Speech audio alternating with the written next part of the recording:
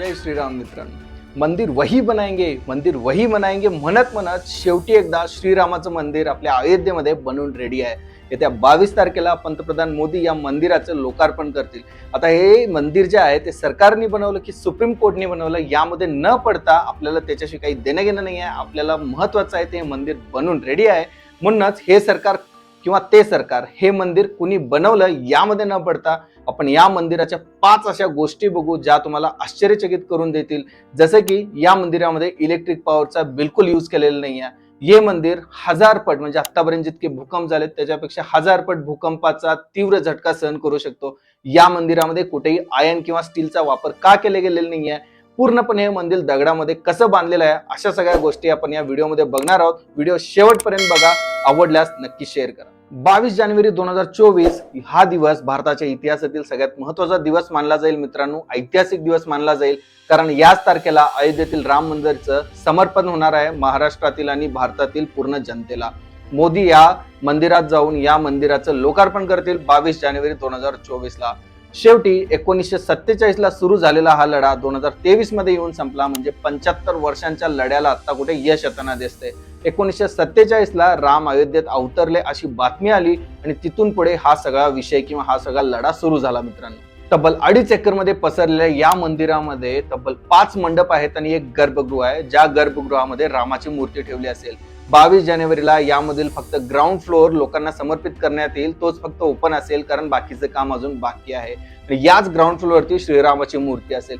याच ग्राउंड फ्लोअरवरती श्रीरामाचा पूर्ण जीवन प्रवास अजिंठा एलोरा मध्ये कोरीव लेण्यांमध्ये जसा कोरला आहे तसा दाखवण्यात येणार आहे.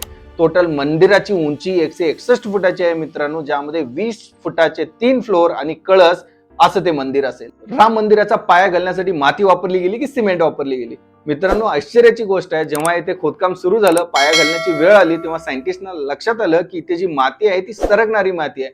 कारण हे होतं की खूप वर्षापूर्वी जी सरयू नदी आहे ती इथूनच वाहत होती. त्यामुळे इथली जी माती आहे ती नदीतली जी वाळू असते किंवा तशी माती आहे यावरती पाया घालणं इम्पॉसिबल होतं. IIT चेन्नईच्या सायंटिस्टनी असं एक केमिकल तयार केलं जे मातीत मिसळल्यानंतर माती किंवा सिमेंट दगडासारखा स्ट्रॉंग होईल.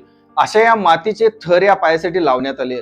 प्रथम इथली जी सरकणारी माती होती ती पूर्ण 15 मीटर उकरून काढण्यात आली मित्रांनो. त्यानंतर सायंटिस्टनी बनवलेल्या मातीचे 47 थर एकावर एक इथे लावण्यात आले ज्याची उंची 45 मीटर होते.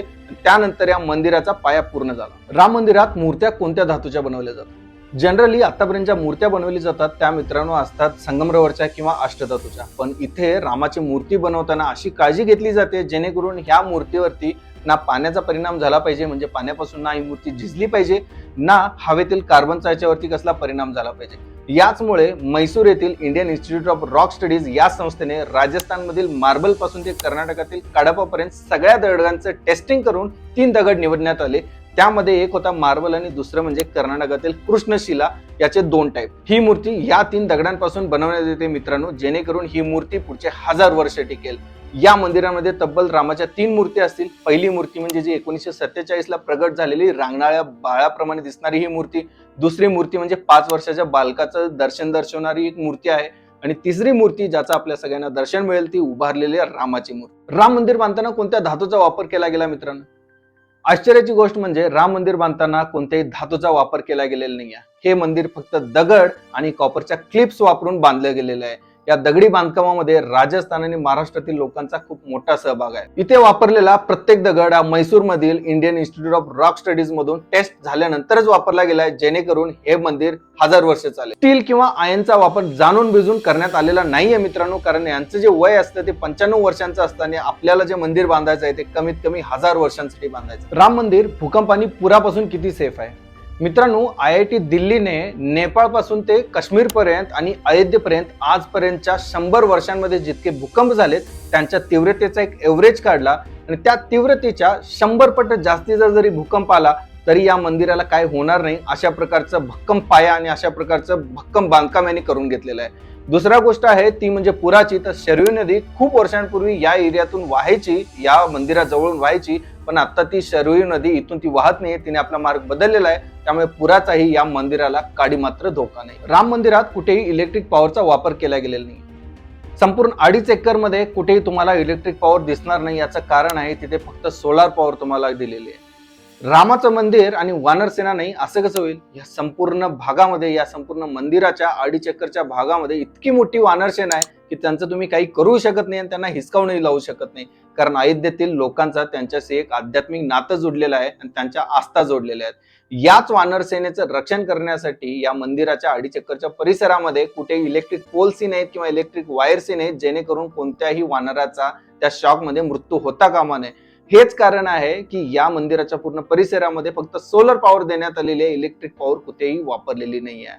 मंदिर बांधताना किती किती छोट्या गोष्टींचा आणि किती मोठ्या गोष्टींचा विचार करून हे मंदिर बांधण्यात आलेलं आहे, हे या गोष्टीवरून लक्षात येतं मित्रांनो. यामध्ये काहीच डाऊट नाही आहे की हे श्रीरामाचं मंदिर बांधायला जरी 70 वर्ष गेले असतील, 75 वर्ष गेले असतील, तरी हे मंदिर पुढच्या 1000 वर्ष असंच टिकून राहील आणि हिंदू संस्कृती जगाला दाखवत राहील. जय श्रीराम.